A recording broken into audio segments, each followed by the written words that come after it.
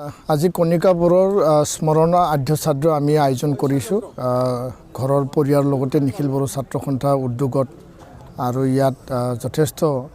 অতিথিসকলক আমি আমন্ত্ৰণ কৰিছোঁ আৰু আজিৰ দিনটোত আমি ঈশ্বৰৰ ওচৰত প্ৰাৰ্থনা কৰিছোঁ যে অতি কম সময়ৰ ভিতৰত আকস্মিক যি মৃত্যু আৰু তেখেতৰ যি স্বৰ্গীয় আত্মা এইটো শান্তিৰে যাতে থাকিব পাৰে তাৰ কাৰণে আমি কামনা কৰিছোঁ তেখেতক হেৰুৱাই ঘৰখনে এটা আধৰুৱা এটা ফিল কৰিছে আৰু সমাজ আৰু আমাৰ সংগঠনৰ যেহেতু এজন সক্ৰিয় কৰ্মী আছিল নিখিল বড়ো ছাত্ৰ সন্থাৰ এছিষ্টেণ্ট কালচাৰ ছেক্ৰেটাৰী আছিল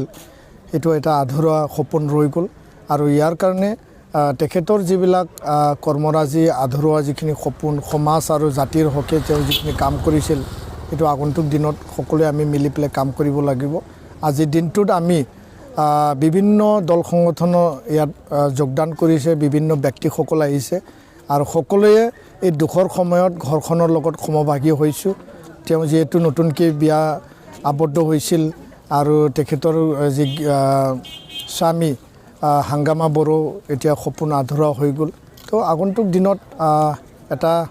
সেই যি সময় সেই সময়টো কঠিন সময় আৰু এইটো এটা শক্তি লৈ পেলাই